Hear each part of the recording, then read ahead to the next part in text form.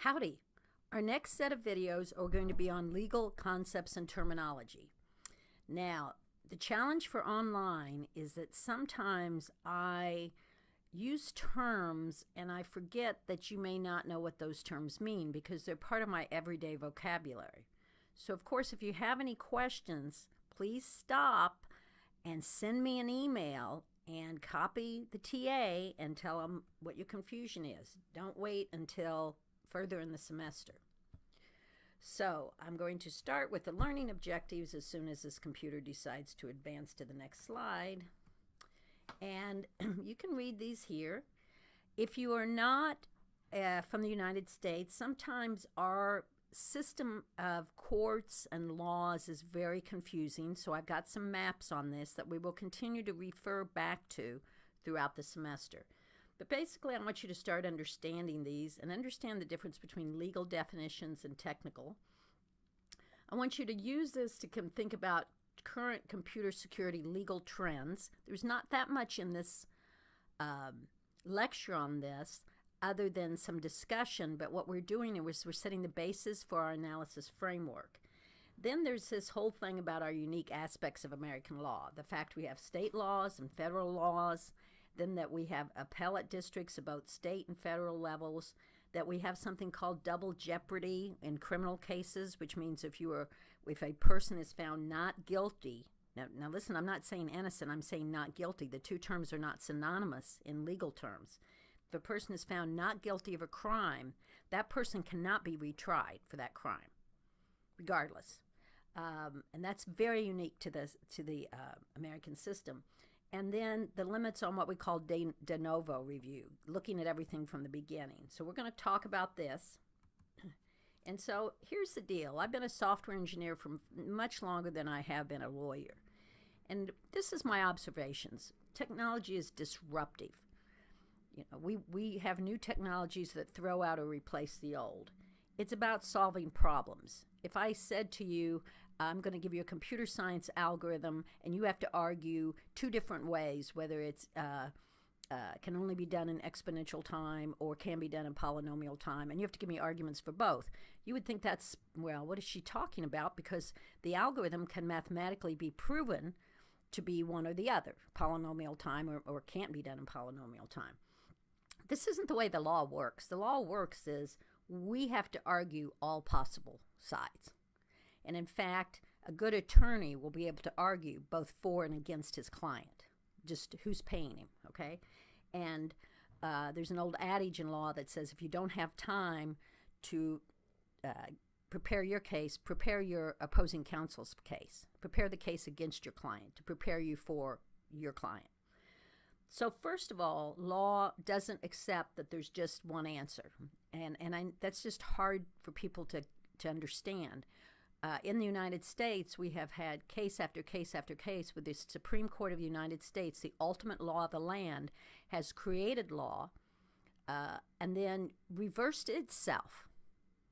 We saw this in Brown v. Board of Education, reversing itself on Plessy v. Ferguson. We saw this in Gideon v. Wainwright about felons having access to free legal help. We're like not that far long before that, the Supreme Court had said, no, it has to be a death penalty case to have free legal help. So law is fluid. It changes, and it tends to be reactive. Bad things happen, and we create a law. You know, we didn't foresee ransomware, so we didn't create a law against it. Something happens. Many of our laws are based on physical assets, so then we take that law and try to use it in the electronic world. It has to be precedent. There has to be something either in a statute or in common law before we can interpret the law ourselves. And law is all about the process. And sometimes the legal process overrules common sense.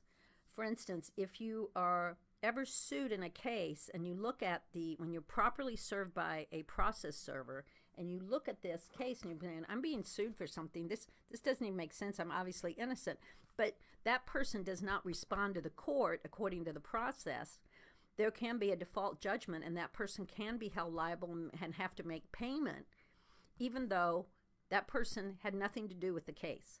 And that is because that person violated the court process. So keep that in mind. Law is about the process, and it's always going to lag technology.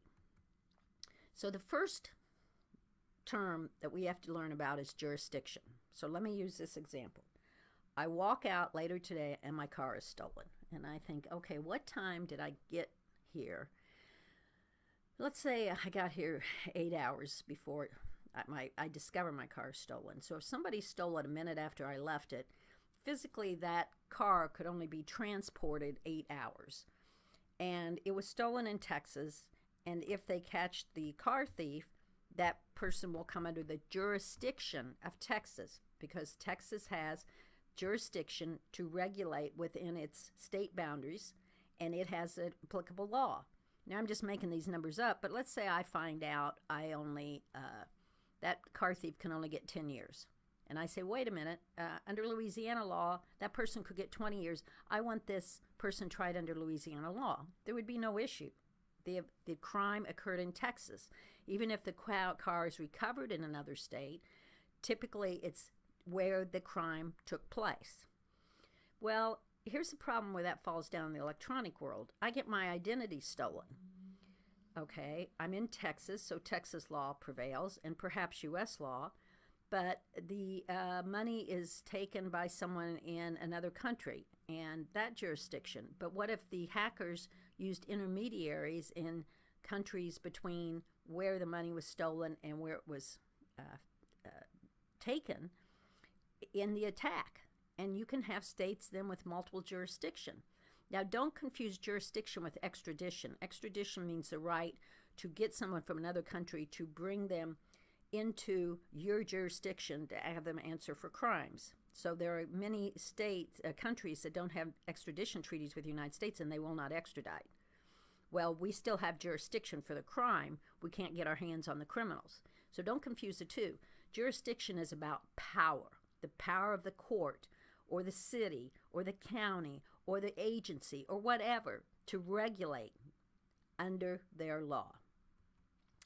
Now, here's what confuses people from other countries. If you go to, Canada, Australia, England, they have provinces, but yet they have a unified federal law. We do not. We are a confederacy of states.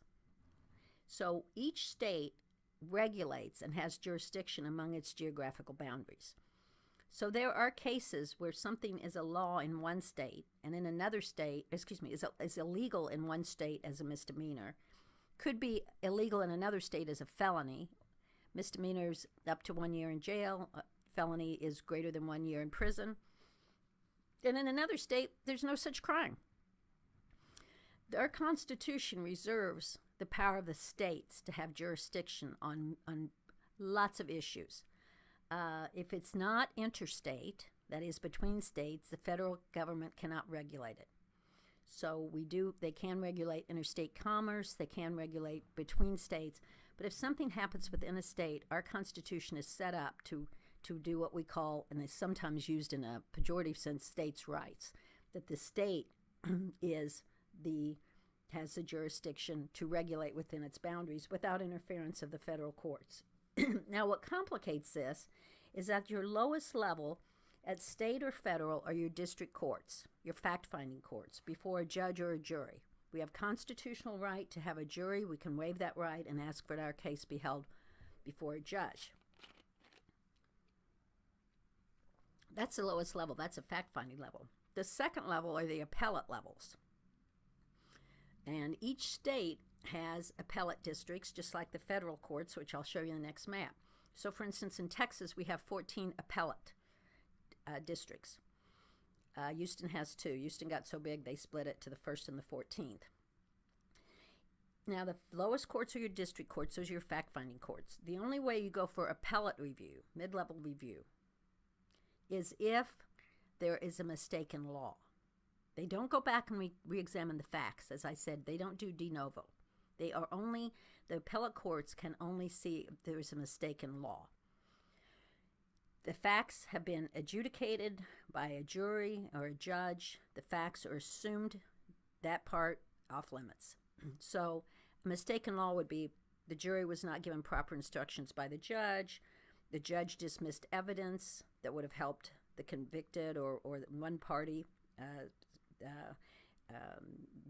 Witnesses were not allowed, something like that, mistaken law, not in the facts, in the law. True on the state level and the federal level. Then your highest level is your Supreme Court. So we hear a lot about SCOTUS. We call it SCOTUS, SCOTUS, the Supreme Court of the United States. And that sets, quote, the law of the land. That when the Supreme Court rules, it's true across the United States. Similarly, like in Texas, we have our district courts in the counties. We have our appellate courts, our 14 appellate courts, depending on your geographic region. And then we have, being Texas, 2 Supreme Courts. We have the Texas Supreme Court, which hears civil cases. And then we hear, for criminal cases, the Texas Court of Criminal Appeals. So many people outside of Texas that don't understand our system will hear Texas Court of Criminal Appeals and think it's an appellate court. It is not. It is the Supreme Court of Texas for criminals. So be in mind, district court, always, state or federal, appellate courts, review mistaken law, and then your Supreme Court. Now we're going to keep coming back to these charts throughout the course. Here's our federal. So if you come under federal jurisdiction, again, you have a federal law that applies across the United States, but you have 12 courts that we call circuit courts that are appellate courts. We are currently in Texas, so our appellate court is in New Orleans, so we are in the 5th Circuit. You're going to see this in Chapter 1 when you talk about LabMD. When you read about the LabMD case, Google it, because after the book was written, the 11th Circuit overrode the FTC ruling 2 years after the ruling, because the case, the business was located in one of those 3 states of the 11th Circuit, I believe Florida. So anything that happens on the federal level under the jurisdiction of the federal courts, now this is federal law, but it occurs in Texas, Louisiana, Mississippi, that gets to the appellate level will be held the 5th Circuit. The 9th Circuit, look how big the 9th Circuit is for California, the 7th Circuit. The 3rd Circuit, it's hard to tell here, is very persuasive because it has the state of Delaware, which is the only state of the 50 states that have special business courts. They have courts that do nothing but business transactions. They have special laws. That's why you hear a lot about Delaware being incorporated in Delaware. So there's 2 words I'm going to introduce here. In the 5th Circuit, a ruling is binding. If I appeal to the 5th Circuit because I'm in Texas, Louisiana, or Mississippi, and the circuit rules, it is binding on those 3 states. However, it can be used in other circuits, and it is persuasive. It is not binding, but it is persuasive. So courts such as the 7th Circuit, which is in Chicago, will occasionally do very good opinions out of that. And so another circuit, let's say the 10th Circuit or the 5th Circuit, that circuit court will use that same legal argument. It is not binding, but it is persuasive. And we're going to keep coming back to this. So that's going to end the first video. Thank you for staying with me. There's 3 in this section. Talk to you soon.